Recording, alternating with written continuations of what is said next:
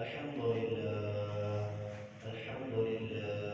نحمده ونستعينه ونستغفره ونعوذ بالله من شرور أنفسنا ومن سيئات أعمالنا من يهده الله فلا مضل له ومن يضلله فلا هادي له أشهد أن لا إله إلا الله وحده لا شريك له وأشهد أن محمدا عبده ورسوله اللهم صل على محمد وعلى آل محمد كما صليت على إبراهيم وعلى آل إبراهيم إنك حميد مجيد اللهم بارك على محمد وعلى آل محمد كما باركت على إبراهيم وعلى آل إبراهيم إنك حميد مجيد أما بعد فإن أحسن الحديث كتاب الله وخير الهدي هدي محمد صلى الله عليه وسلم وشر الأمور محدثاتها وكل محدثة بدعة وكل بدعة ضلالة وكل ضلالة في النار قال الله تبارك وتعالى في القرآن المجيد والفرقان الحميد أعوذ بالله السميع العليم من الشيطان الرجيم يا أيها الذين آمنوا اتقوا الله حق تقاته ولا تموتن إلا وأنتم مسلمون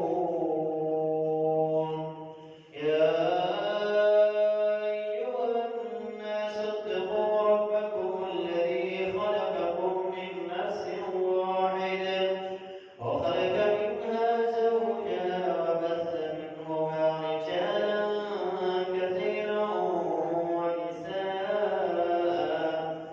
واتقوا الله الذي تساءلون به والأرحام إن الله كان عليكم رقيبا يا أيها الذين آمنوا اتقوا الله وقولوا قولا سديدا يصلح لكم أعمالكم ويغفر لكم ذنوبكم ومن يطع الله ورسوله فقد فاز فوزا عظيما قال الله تبارك وتعالى في القرآن المجيد والفرقان الحميد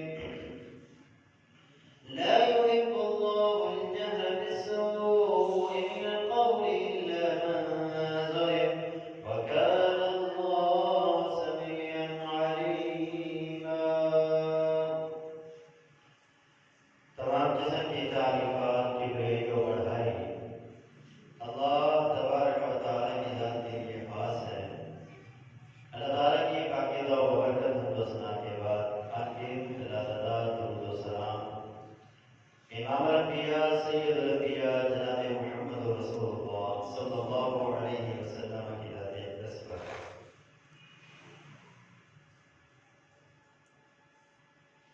برادران اسلام،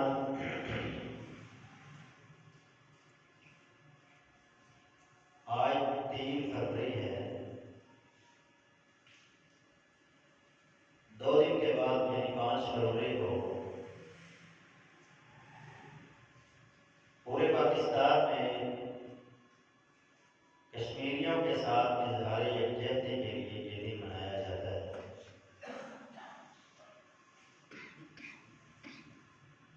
اس دن میں جلسے اور جلوس اور ریلیاں نکالی جاتی ہیں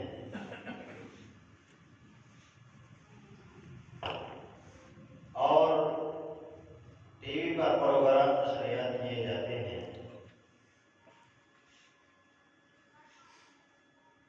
تاکہ لوگوں کو یہ علم ہو اور دنیا یہ جانے کہ کشمیر میں بسنے والے لوگوں کے ساتھ ظلم و زیادتی ہو رہی ہے۔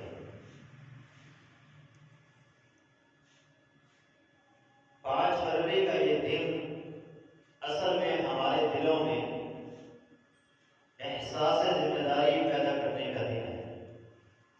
یہ دن بار بار جو ہماری زندگیوں میں آتے ہیں، یہ اس لیے آتے ہیں تاکہ ہمیں اپنی ذمہ داری کا احساس ہوتا رہے۔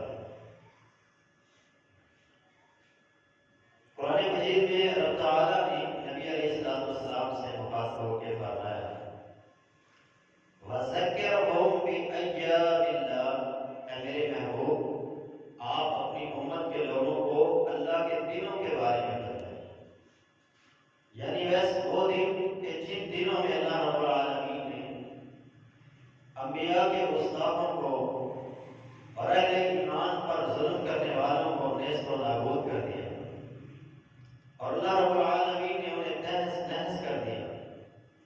ان دنوں کے بارے میں انہیں بتلایا، یعنی کچھ دن خاص ہوتے ہیں کہ جو انسان کو اس کی ذمہ داری کا احساس اور اس میں کوئی چیز اور ولولہ پیدا کرنے کے لیے کافی ہوتے ہیں۔ سیدنا عبداللہ ابن عباس کے بارے میں آتا ہے کہ وہ ایک دفعہ دوستوں کو درس حدیث دے رہے تھے، تو درس دیتے دیتے درمیان میں جمعرات کے دن کا تذکرہ ہوا، تو آپ زاروں قطار رونا شروع ہو گئے اور ساتھ ساتھ کیا نام شروع ہوئے یوم الخمیس وما یوم الخمیس۔ تمہیں کیا پتا یہ جمعرات کا دن کیسا دن ہے؟ تو ساتھیوں نے کہا، دوستوں نے کہا، شاگردوں نے کہا آپ ہمیں ذرا اس دن کے بارے میں بتائیں یہ کیسا دن ہے؟ فرمایا یہ وہ دن ہے جس دن اللہ کے رسول صلی اللہ علیہ وسلم کی بیماری میں شدت اختیار کی، اور اس دن بار بار رسول اللہ صلی اللہ علیہ وسلم پر رشی کے دورے پڑتے اور بخار کی شدت کی وجہ سے آپ بے ہوش ہوتے، پھر آپ پر پانی ڈالا جاتا، پھر آپ ہوش میں آتے، پھر رشی جاری ہو جاتی۔ اس قدر شدت کا عالم تھا کہ آپ کی بیٹی فاطمہ نے دیکھ کے کہا وقت کر بابا بھائی میرے ابا کی تکلیف۔ تو یہ بڑی تکلیف دینے والا یہ دن ہے، اس دن ہمیں بڑی تکلیف ہوئی کہ جب ہم نے رسول اللہ صلی اللہ علیہ وسلم کی تکلیف کو دیکھا۔ اسی طرح سیدنا ابوبکر صدیق رضی اللہ تعالیٰ عنہ خطبہ ارشاد فرما رہے تھے، اور خطبہ ارشاد فرماتے ہوئے کہنے لگے یہ وہی مقام ہے کہ جہاں آج سے 1 سال قبل میرے حبیب میرے خلیل نے خطبہ دیا تھا، تو پھر زاروں کی دار ہونا شروع ہو۔ تو یہ کچھ دن ہوتے ہیں کہ انسان کو اس کی ذمہ داری کا احساس دلاتے ہیں۔ یہ بار بار ہماری زندگیوں میں اس لیے یہ دن آتے ہیں تاکہ ہمیں یہ شعور ہو جائے، ہمیں یہ پتہ چلے کہ دوسروں کا دکھ درد کیا ہے، دوسروں کی تکلیف کیا ہے۔ یاد رکھیے جس چیز سے احساس ختم ہو جاتا ہے وہ چیز اپنا وجود کھو دیتی ہے۔ جس چیز سے احساس ختم ہو جائے اس چیز کا نام و نشان مٹ جاتا ہے۔ اگر یہ احساس انسان سے نکل جائے تو اس کی انسانیت ختم ہو جاتی ہے۔ اگر کسی مسلمان سے یہ احساس نکل جائے تو اس کا اسلام جو ہے وہ بھی ختم ہو جاتا ہے۔ اگر کسی مومن کے دل سے یہ احساس نکل جائے تو اس کا ایمان ختم ہو جاتا ہے۔ اگر انسان کی زندگی سے احساس ختم ہو جائے تو اس کی زندگی فضول ہو جاتی ہے۔ اگر انسان کی عبادت سے احساس نکل جائے تو اس کی عبادت جو ہے وہ فضول ہے، کسی کام کی نہیں۔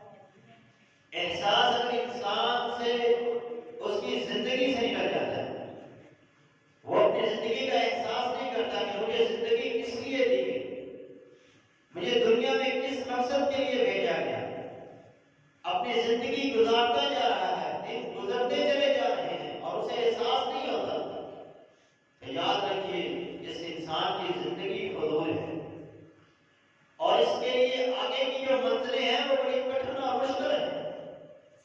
دنیا تو وہ گزارے گا جس طرح گزارے گا، لیکن آخرت کی منزلیں، اخروی منزلیں جو ہیں وہ اس کے لیے بڑی سخت ہوں گی۔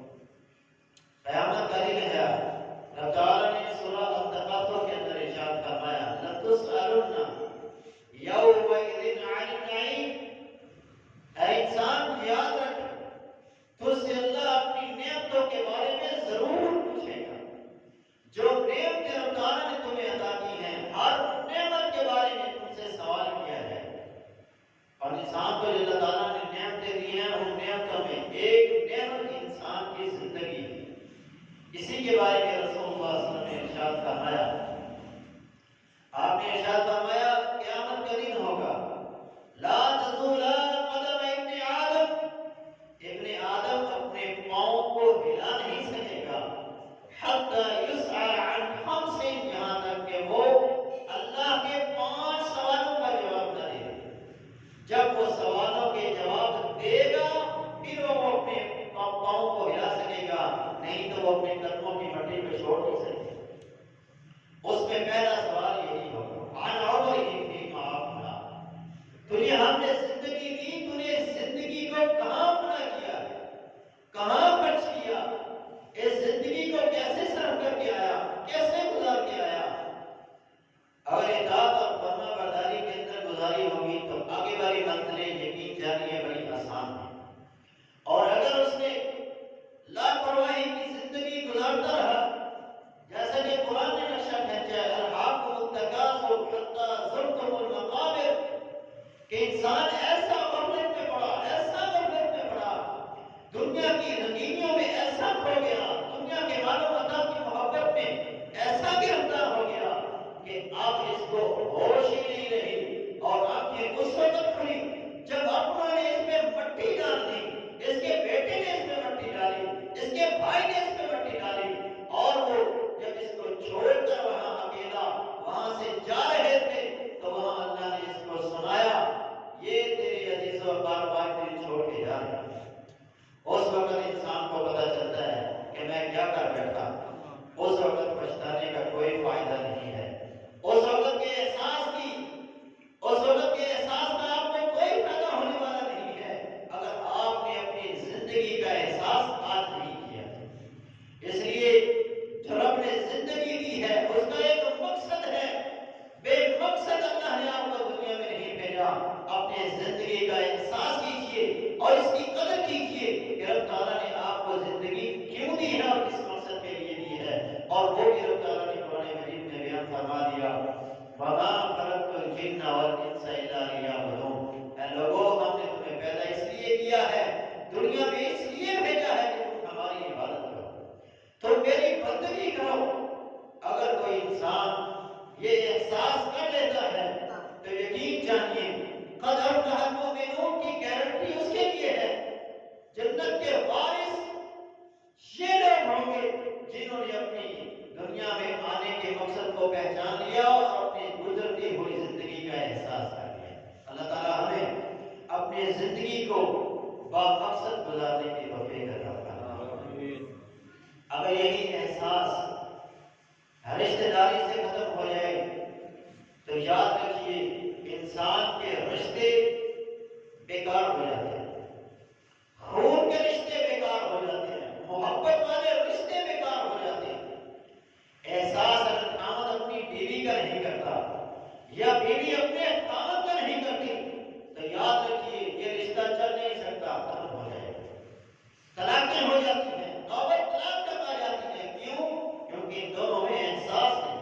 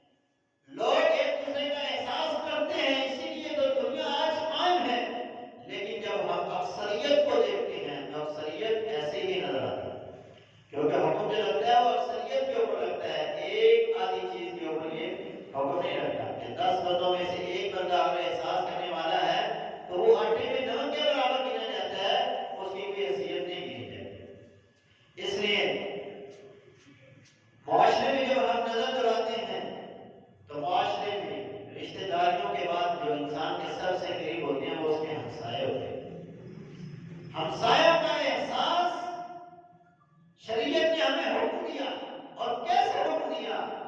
فرمایا سیدنا ابو ذر غفاری رضی اللہ عنہ کو اللہ کے رسول صلی اللہ علیہ وسلم نے، یا ابا ذر اذا طبخت مرقۃ فاقسم ماءها وطعها جيرانك، اے ابو ذر جب تو اپنے گھر میں ہنڈیا بنائے اس میں تھوڑا سا پانی زیادہ ڈال لیا کر، اور اپنے ہمسایوں کا خیال رکھ، اپنے ہمسایوں کا خیال رکھ۔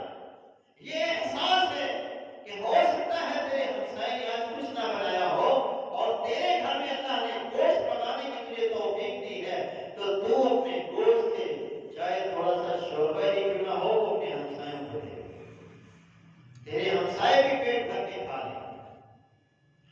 یہ احساس ہے جو شریعت ہمارے دلوں میں پیدا کرنا چاہتی ہے۔ نبی علیہ السلام کی ایک اور حدیث ہے، آپ نے فرمایا من کان یؤمن باللہ والیوم الآخر فلیحسن الی جارہ، جو تم میں سے اللہ کو مانتا ہے، آخرت کو مانتا ہے، اس بندے کو چاہیے کہ وہ اپنے ہمسایوں کے ساتھ اچھا سلوک کرے، اچھا سلوک کرے۔ ہماری حالت کیا ہے؟ ہم اپنے گھر کا کوڑا اکٹھا کر کے ساتھ والوں کے دروازے پر رکھتے ہیں، ہم اپنے گھر کی نالی صاف کر کے سارا گھر ہمسایوں کی نالی میں ڈال دیتے ہیں۔ یہ خیال نہیں ہے، یہ تو وصیت ہے جو آپ اپنے مسلمان بھائی کو دے رہے ہیں۔ رسول اللہ صلی اللہ علیہ وسلم کی ایک حدیث ہے جس میں آپ نے قسمیں اٹھائی، آپ نے فرمایا واللہ لا یؤمن، واللہ لا یؤمن، واللہ لا یؤمن، 3 بار اللہ کے رسول نے قسم اٹھائی۔ اللہ کے رسول قسم نہ بھی اٹھاتے پھر بھی بات پڑتی تھی، لیکن آپ نے 3 بار قسم اٹھائی۔ بتانے کا مقصد یہ تھا کہ یہ بڑا اہم معاملہ ہے، احتیاط کرو۔ فرمایا اللہ کے رسول کون ہے وہ بندہ کہ جو ایمان والا نہیں ہے، کلمہ پڑھ رہا ہے لیکن مسلمان نہیں ہے، اسلام کا دعوے دار ہے لیکن وہ مسلمان نہیں ہے؟ تو آپ نے فرمایا وہ ہے الذی لا یامن جارہ بوائقہ، کہ جس کے ہمسائے اس کی شرارتوں سے محفوظ نہ ہوں، جس کے ہمسائے اس کی زبان سے محفوظ نہ ہوں، جس کے ہمسائے اس کے تکلیفوں سے محفوظ نہ ہوں، اس کے ہاتھوں سے محفوظ نہ ہوں، وہ بندہ ایمان والا نہیں۔ نبی علیہ السلام کے سامنے ایک عورت کا تذکرہ کیا گیا، اللہ کے رسول بڑی نیک، بڑی پارسا، تہجد گزار، نفل نوافل پڑھنے والی، صدقہ و خیرات کرنے والی۔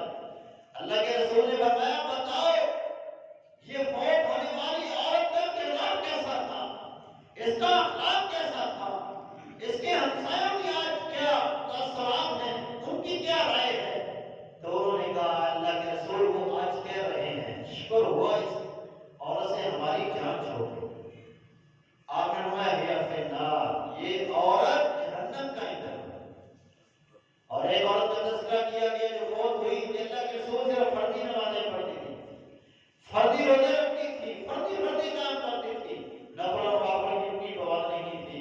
آپ نے فرمایا بتاؤ آج اس کے ہمسائے اس کے بارے میں کیا کہہ رہے ہیں؟ فرمایا اللہ کے رسول اس کے ہمسائے آج اس کی جدائی کے تک رو رہے ہیں کہ بڑی اچھی خاتون تھی۔ آپ نے فرمایا وجبت لہ الجنہ، اللہ نے اس عورت کے لیے اپنی جنت کو واجب کر دیا۔ تو یہ احساس ہے جو ہمارے دلوں میں شریعت پیدا کرنا چاہتی ہے، یہ احساس جب ہمسایوں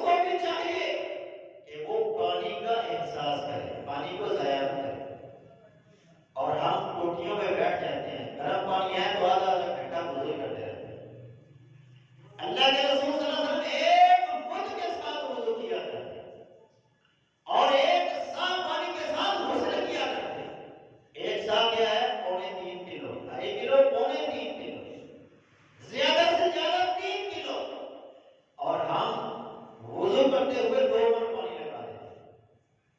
کیا یہ ہم احساس کر رہے ہیں؟ مسجد کا احساس نہیں ہے۔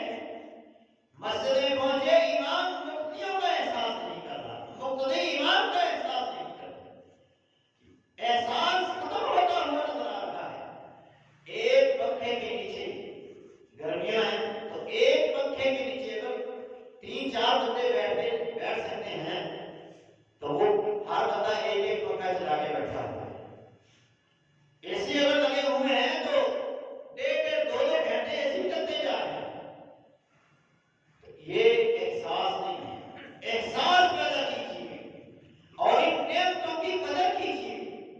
جا کے پاکستان کے ان دیہی علاقوں میں دیکھیے کہ جو آج تک بجلی سے محروم ہیں، جو آج تک پینے کے پانی سے محروم ہیں، جن کے پاس پینے کے لیے پانی نہیں ہوتا، بارش نازل ہو تو وہ پانی پی سکتے ہیں اور پانی لینے کے لیے انہیں 8-10 کلومیٹر کا سفر کرنا پڑتا ہے۔ جا کے پوچھیے ان لوگوں سے ان نعمتوں کی قدر۔ جہاں گیس، جہاں بجلی اور جہاں پانی کی سہولت تک ان کے پاس نہیں ہے کہ وہ کیسے اپنی زندگی گزار رہے ہیں۔ جب ان چیزوں کا احساس ہمارے دلوں میں پیدا ہوگا تو یقین جانیے یہ نعمتیں بڑی اچھی رہیں گی۔ اس لیے نعمتوں کی قدر کیجیے قبل اس کے کہ ہم ان سے محروم ہو جائیں۔ گرمیوں میں جب بجلی نہیں ہوتی نا پھر پتہ چلتا ہے کہ بجلی کی کیا قیمت ہے، یہ کتنی بڑی اللہ کی نعمت ہے۔ اس لیے نعمتوں کا احساس کیجیے۔ آپ مسجد میں ہیں، آپ گھر میں ہیں، آپ بازار میں ہیں، ہر جگہ ایک احساس اپنے دل میں رکھیے۔ مسجد سے نکلے آپ بازار پہنچتے ہیں تو بازار کی کیا کیفیت ہے، کیا حالت ہے کہ دکاندار گاہک کو چونا لگانے پہ تلا ہوا ہے۔ وہ کہتا ہے ایک دفعہ میری چھری کے نیچے آ جائے سے، ایک دفعہ میری دکان میں داخل ہو جائے سے، اس کے بعد آتا ہے آئے، نہیں آتا ہے نہ آئے، میں نے پورے سال کا پراپرٹی سے ابھی لے لیا۔ احساس ختم ہوتا ہوا نظر آ رہا ہے۔ اور گاہک کی کیا کیفیت ہے کہ اگر دکاندار نے، تاجر نے اسے چند پیسے زیادہ دے دیے تو اس نے یہ نہیں کیا کہ میں دکاندار کا احساس کروں اور اس نے جو رقم زیادہ مجھے دی ہے میں واپس کر دوں، وہ جیب میں ڈالتا ہے اور جاتا ہے۔ احساس ختم ہو رہا ہے۔ رسول اللہ صلی اللہ علیہ وسلم نے یہ احساس پیدا کیا اور آپ اس چیز کی بیعت لیتے کہ تم دوسرے مسلمانوں کے ساتھ حسن سلوک کرو گے، ان کے ساتھ خیر خواہی والا معاملہ کرو گے، ان کے ساتھ اچھائی کرو گے۔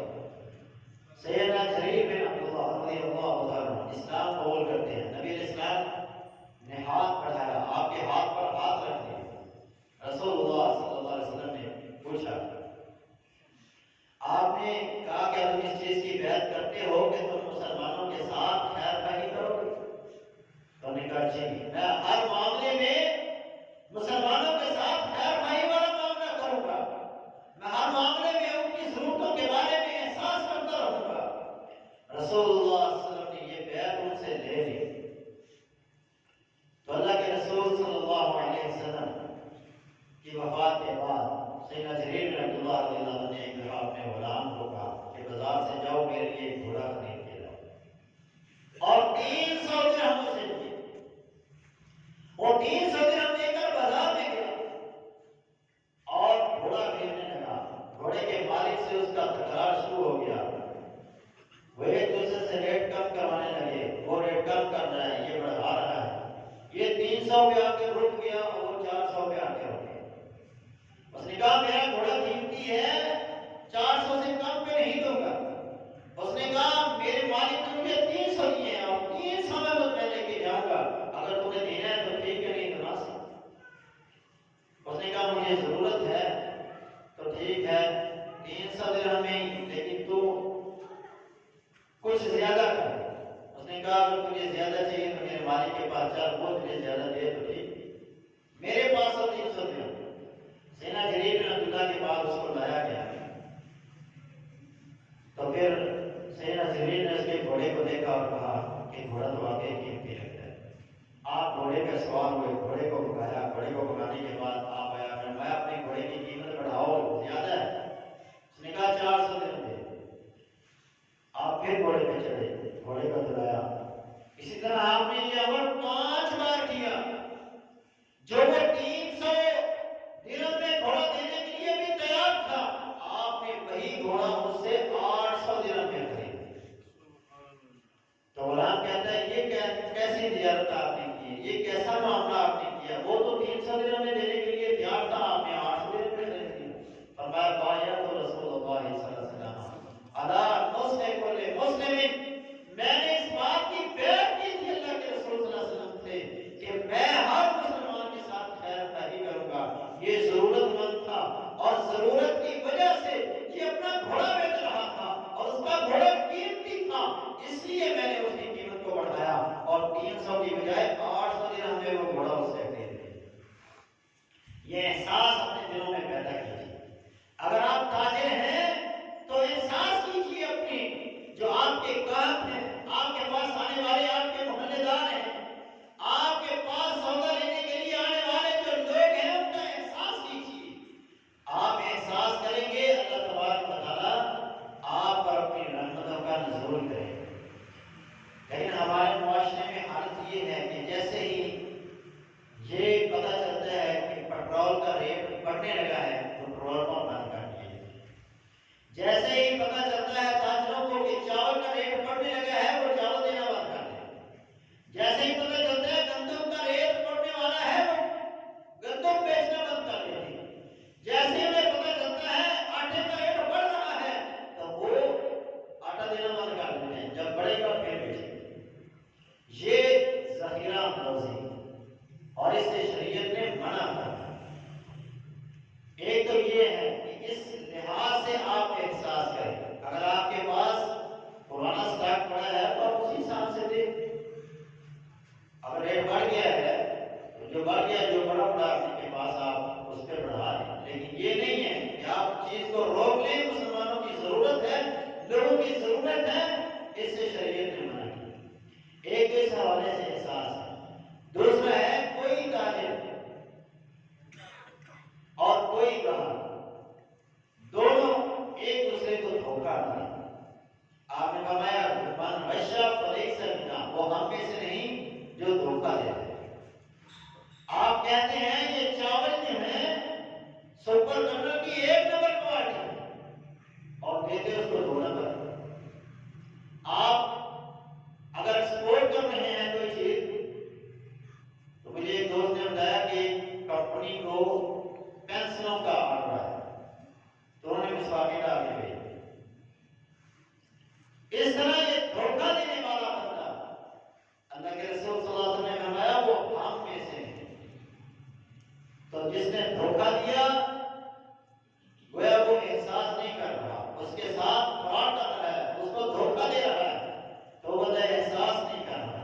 تو ایسا بندہ جو ہے جیسے جیسے تجارت کرے گا بظاہر اسے تھوڑا بہت فائدہ نظر آ رہا ہے، لیکن چند دنوں کے بعد نوعیت یہ ہوگی کہ اس کے پاس سودا لینے کے لیے کوئی نہیں ہے۔ لوگ دور سے کہیں گے وہ حاجی بڑا فراڈی ہے، وہ دکان والا بڑا لوٹنے والا ہے، اور چند دنوں کے بعد اس کی ہوا جو ہے وہ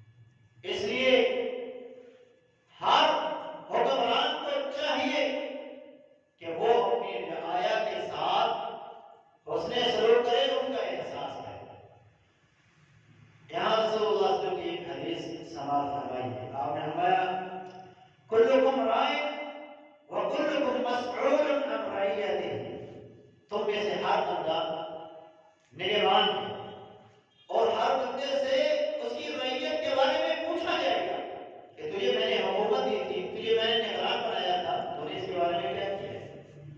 ہر بندہ، آپ کو اللہ نے گھر دیا ہے تو آپ سے آپ کے گھر کے بارے میں پوچھا جائے گا، آپ کو دکان ملی ہے تو آپ کو آپ کی دکان کے بارے میں پوچھا جائے گا، آپ کے نیچے 2 بندے 4 بندے کام کرتے ہیں ان کے بارے میں آپ سے پوچھا جائے گا، جس چیز کے اوپر آپ کو حکمران بنایا گیا اس کے بارے میں آپ سے پوچھا جائے گا۔ یہ نہیں کہ آپ کو ملک کا حکمران ہی بنایا جائے تو پھر ہی آپ سے پوچھا جائے گا۔ نبی علیہ السلام نے فرمایا عورت بھی نگہبان ہے اپنے شوہر کے گھر کی، اور اس سے اس کی رعیت کے بارے میں پوچھا جائے گا۔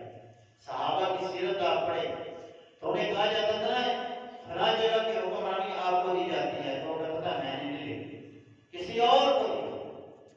انہیں یہ احساس تھا کہ یہ بڑا مشکل معاملہ ہے، اور ان کے اگر یہ ذمہ داری ڈال دی گئی اور اس ذمہ داری کو ہم نے پورا نہ کیا تو پھر بڑی مشکلات ہیں۔ نبی علیہ السلام کی ایک حدیث ہے، جس کو قاضی بنا دیا گیا، جس کو حکمران بنا دیا گیا، جس کو عادل بنا دیا گیا اور اس نے انصاف نہ کیا، اس کو گویا الٹی چھری کے ساتھ ذبح کر دیا۔ اس لیے یہ احساس ہے کہ جہاں بھی آپ ہیں، جس چیز کے اوپر بھی اللہ نے آپ کو اختیار دیا ہے، اس کے بارے میں آپ سے پوچھا جائے گا۔ سیدنا ابو درداء رضی اللہ عنہ بڑے نیک زاہد اور اللہ کے ولی تھے، بڑے ہی نیک تھے۔ حضرت عمر رضی اللہ عنہ نے اپنے دور خلافت میں شام کا گورنر بنا دیا۔ ہمارے شام کے علاقے میں جاؤ اور وہاں کے گورنر آپ ہیں۔ یہ ذمہ داری لیتے نہیں تھے، لیکن حضرت عمر نے کہا کہ جیسے تم لوگوں نے مجھ پہ ذمہ داری ڈالی ہے، اب تم لوگوں کو یہ ذمہ داری میرے ساتھ پوری کرنی ہے، کیونکہ مخلص لوگ اور اچھے ساتھی یہ بڑی مشکل سے ملتے ہیں۔ تو حضرت عمر رضی اللہ عنہ نے ان کو حکمران، ان کو وہاں کی گورنری کا سرٹیفکیٹ دے کر روانہ کر، وہاں چلے گئے۔ کچھ عرصہ گزرا، حضرت عمر رضی اللہ عنہ کی عادت مبارک تھی کہ وہ بغیر بتائے اپنے گورنروں کے اوپر چھاپا مارتے اور دیکھتے کہ وہاں کیا حالت ہے، وہاں کی عوام اپنے حکمران کے بارے میں کیسے تاثرات دے رہے اور وہاں کا حکمران کیسی زندگی گزار رہا۔ جب آپ شام آئے تو آپ نے لوگوں سے پوچھا ابو درداء رضی اللہ عنہ کا گھر کہاں ہے؟ تو انہوں نے کہا جی وہ فلاں جو مقام ہے وہ حضرت ابو درداء رضی اللہ عنہ۔ حضرت ابو درداء رضی اللہ عنہ کے گھر کے دروازے پر آئے، دروازے پر دستک دینے لگے تو دروازہ کھلا ہوا، آواز دی اے ابو درداء کیا تم گھر میں ہو؟ ہاں جی ہاں امیر المومنین، آواز پہچان لیے، فرمایا میں گھر میں ہوں، آپ آ جائیں اندر۔ جب میں گھر میں داخل ہوا تو گھر میں اندھیرا تھا، روشنی نہیں تھی، اور پھر ابو درداء رضی اللہ عنہ نے مجھے بٹھایا، جس جگہ مجھے بٹھایا گیا وہاں کنکریاں تھی، اور یہ ٹیپ لگانے کے لیے مجھے جو چیز دی گئی وہ اونٹ کی اوپر رکھے جانے والا لکڑی کا جاوا ہے۔ یہ کس کی مہمان بازی ہو رہی ہے؟ آدھی دنیا کے حکمران۔ اور یہاں ہماری حالت کیا ہے، ہمارے حکمرانوں کی حالت کیا ہے؟ عوام آٹے کے لیے صبح 6 بجے سے 12 بجے تک لائنوں میں لگ کے کھڑے ہوئے ہیں، اور حکمرانوں کی عیاشی ختم نہیں ہوتی، حکمرانوں کے پروٹوکول ختم نہیں ہوتے، عوام پہ ٹیکس لگاتے جا رہے ہیں اور اپنی سہولیات کو ختم کرنے کا نام ہی نہیں لے رہے۔ ان کے دلوں سے احساس ختم ہو گیا تو اللہ نے عوام کے دلوں سے بھی ان کے لیے محبت نکال دی۔ عوام اسی لیے روز آج بھی گالیاں دیتے، اس لیے حکمران کو چاہیے کہ وہ اپنی عوام کا احساس کرے۔ تو سیدنا ابو درداء سے مخاطب ہوئے امیر المومنین عمر بن خطاب رضی اللہ عنہ، کہا اے ابو درداء کیا میں نے تجھے اس سے بہتر حالت میں نہیں چھوڑا تھا؟ فرمایا اے عمر، اے امیر المومنین یہ بڑی ذمہ داری ہے، اس لیے یہ حالت ہو۔ اور پھر چھت کے ساتھ ایک ٹوکری لٹکی ہوئی تھی، وہ ٹوکری نیچے اتاری اور امیر المومنین کے سامنے رکھی اور ساتھ پانی کا گلاس رکھ دیا۔ کہا آپ اگر دن کے وقت آتے، بتلا کے آتے تو آپ کی مہمان نوازی بھی اچھے طریقے سے کی جاتی،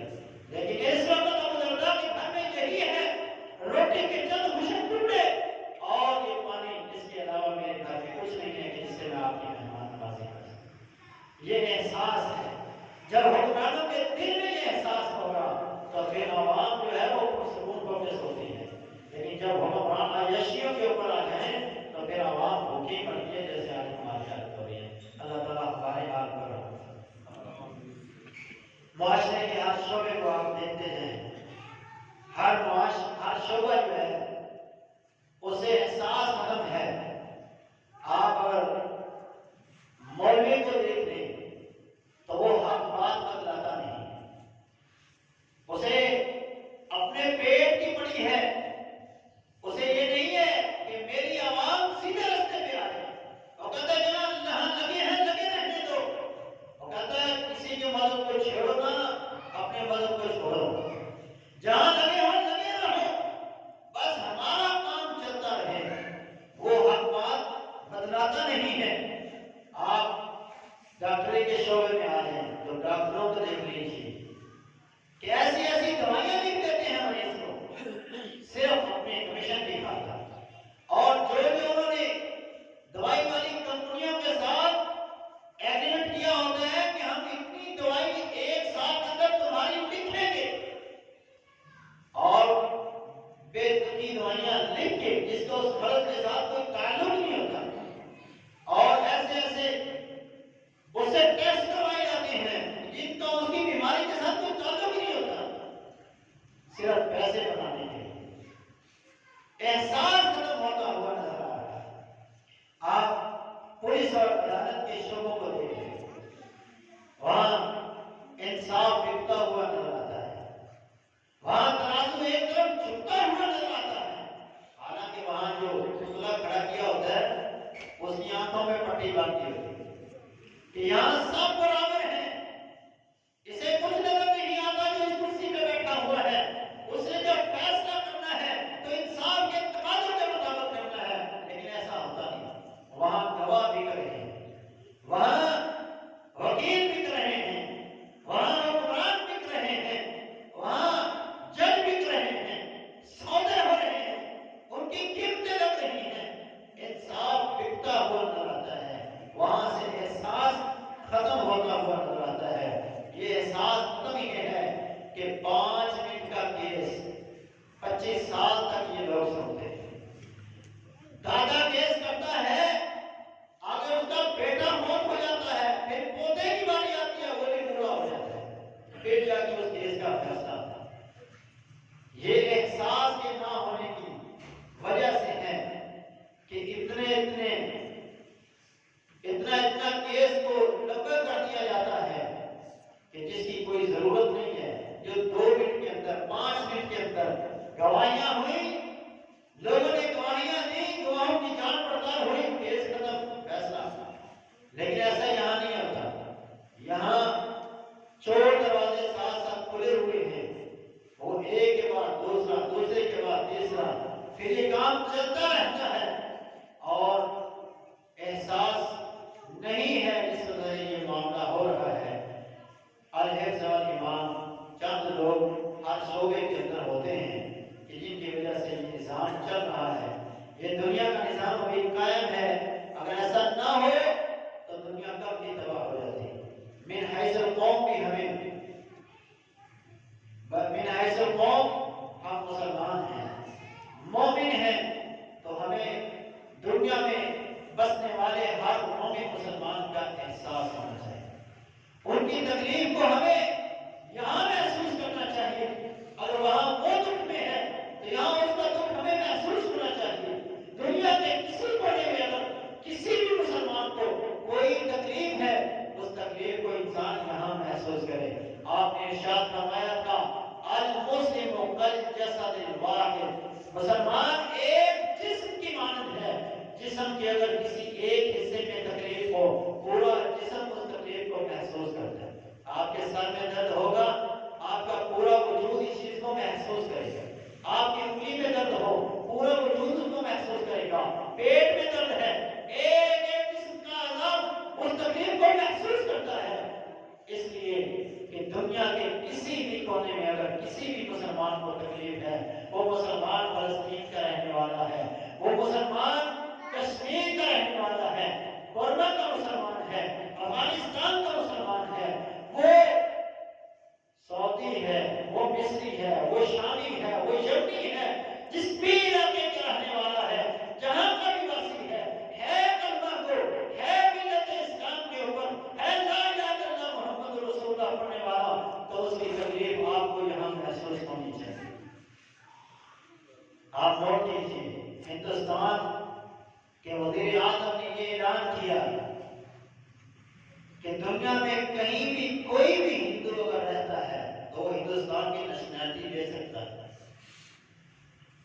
عیسائیوں کے ملک میں یہ قانون ہے کہ وہ اپنے عیسائیوں کو نیشنلٹی دیتے ہیں، وہ جہاں کا بھی رہنے والا ہو عیسائی، وہ اس کی پوری حفاظت کرتے ہیں۔ اور یہ عمران خان کے دور میں آسیہ مرونا کا جو واقعہ ہوا، وہ یہاں سے پورے پروٹوکول کے ساتھ گئے اور وہاں کا وزیر اعظم اس سے ملاقات کرتا ہے اور اس کو نیشنلٹی دیتا ہے، وہاں اس کو سہولتیں دی جاتی ہیں۔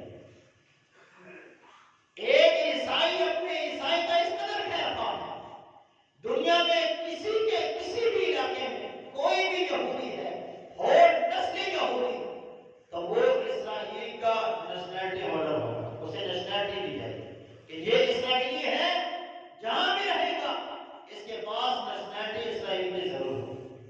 اور بڑے افسوس سے یہ کہنا پڑتا ہے کہ مسلمانوں کے کسی بھی ملک کا یہ قانون نہیں ہے، مجھے علم نہیں ہے، اگر کس کی علم ہے تو مجھے بتائے۔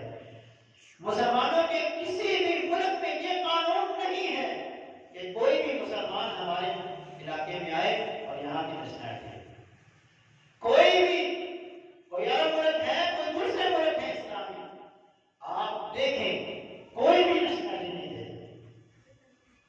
یہ مسلمانوں کا احساس ہی نہیں ہے۔ نبی علیہ السلام نے فرمایا مسلمان ایک جسم کی مانند ہیں، اور یہاں ویسا ہے۔ وہ کہتا ہے نہیں، تو ایرانی ہے ایران میں رہے، تیرا مذہب کوئی الگ ہے، تو افغانی ہے افغانستان میں رہے، تیرا افغانستان کوئی الگ ہے، تو افغانی ہے افغانی رہے گا، تو سعودی ہے سعودی رہے گا، تو پاکستانی ہے پاکستانی رہے گا، ہم تمہیں اپنے ملک کی نیشنلٹی نہیں دے سکتے۔ یہ ہمارے مسلمانوں کی حالت ہے۔ تو من حیث القوم ہمیں ایک دوسرے کا احساس کرنا ہے، ایک دوسرے کی تکلیف کو محسوس کرنا ہے اور ایک دوسرے کے ساتھ کھڑے ہونا ہے۔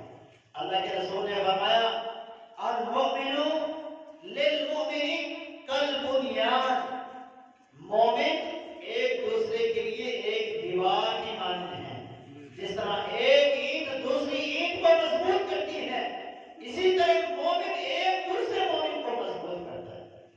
تو میرے مسلمان بھائیوں، آپ جہاں بھی ہیں، جس حالت میں بھی ہیں، اپنے مسلمانوں کا احساس کریں۔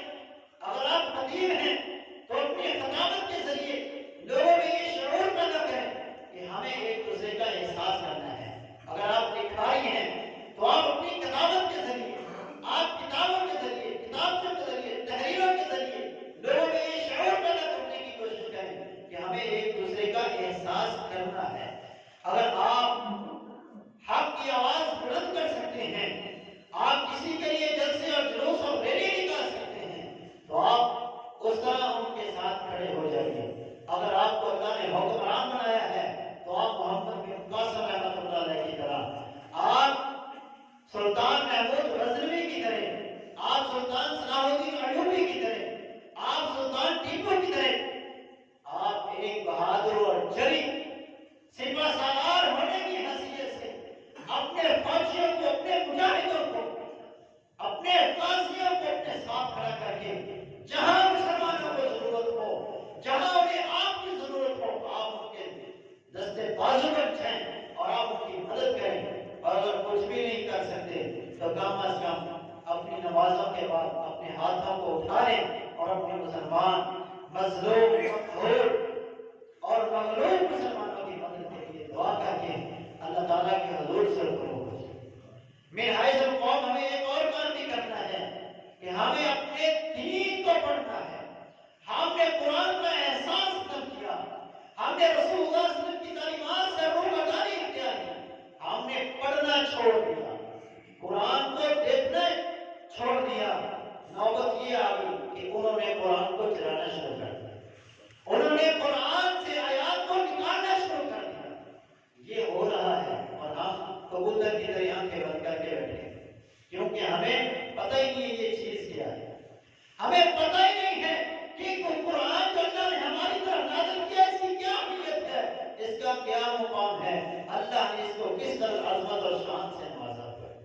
ہمیں یہ علم نہیں ہے، اس لیے ہم اس سے دور ہیں، اور ہم نے زندگی میں کبھی اس کو پڑھا ہی نہیں۔